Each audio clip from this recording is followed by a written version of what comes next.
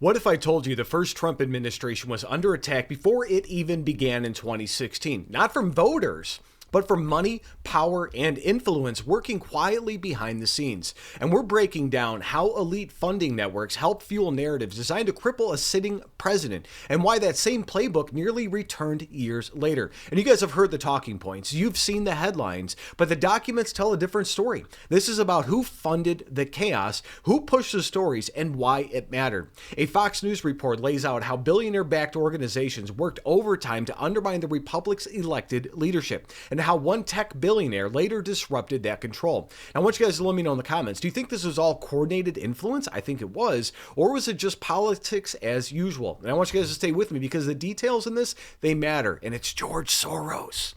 My name is Tom, and I'm with the Daily Beltway. I'm also a White House correspondent for the Next News Network. And what we're seeing now is confirmation of what many suspected for years, that powerful funding networks actively worked to undermine the first Trump administration from day one.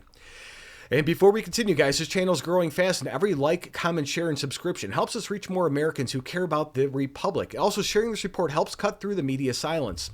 But I will say, Fox News recently highlighted how organizations linked to George Soros poured millions of dollars into activist group media, pressure campaigns, and legal operations that turned President Trump's agenda from immigration enforcement to judicial confirmations. Check this out. The documents contain emails, allegedly, from the senior vice president of the George Soros Open Society Foundation. He quotes a Clinton campaign advisor saying, quote, "It will be a long-term affair," and to demonize Putin and Trump, and adds that, quote, "Later, the FBI will put more oil into the fire," unquote.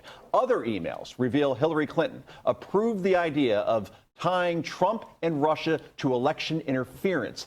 And that was a scheme, hoping the allegations would distract people from her own email scandal. These documents provide clear evidence that Hillary Clinton's campaign was behind the Russia hoax, and that the FBI knew what the Clinton team was up to, acknowledging that the info they were receiving about the Trump campaign may have come from the Clinton camp. Despite this, the Obama intel community forged ahead with their 2017 assessment, concluding that Russia aspired to help Trump win the election.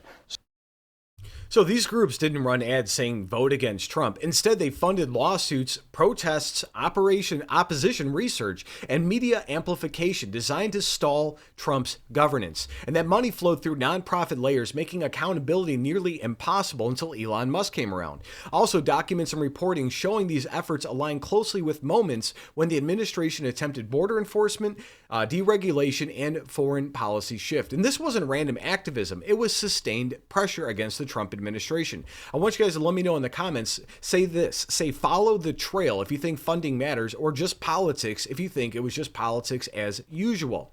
And as the presidency continued, the pressure escalated. Investigations multiplied, leaks became routine, and media narratives hardened before the facts were even known. Meanwhile, voters were told this was just organic resistance. And here's a key point. These operations relied on controlling information flow, limiting which stories surfaced and which were buried, which Soros put a lot of money into this. And I want you guys to fast forward years later, and that same system faced disruption when Elon Musk took control of X, restoring access previously suppressed discussions. Like when he bought X, it really just opened the floodgates for people to get actual information again. And that transparency exposed how narrative enforcement worked, not through votes, but through actual influence of the masses. If you guys got value from this update, please tap subscribe and share this report. My opinion is next.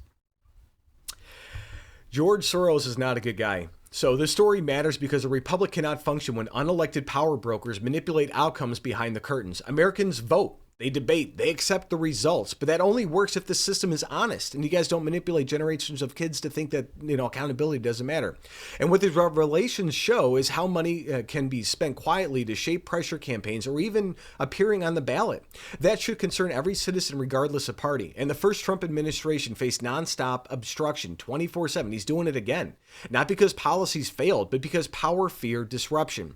And transparency broke that cycle years later. And it reminded Americans that sunlight still works. And the lesson is simple. Stay informed. Question the narratives, and never assume influence is harmless. The republic survives only if citizens remain vigilant and refuse to outsource the truth to elites. I'm like, yep, today.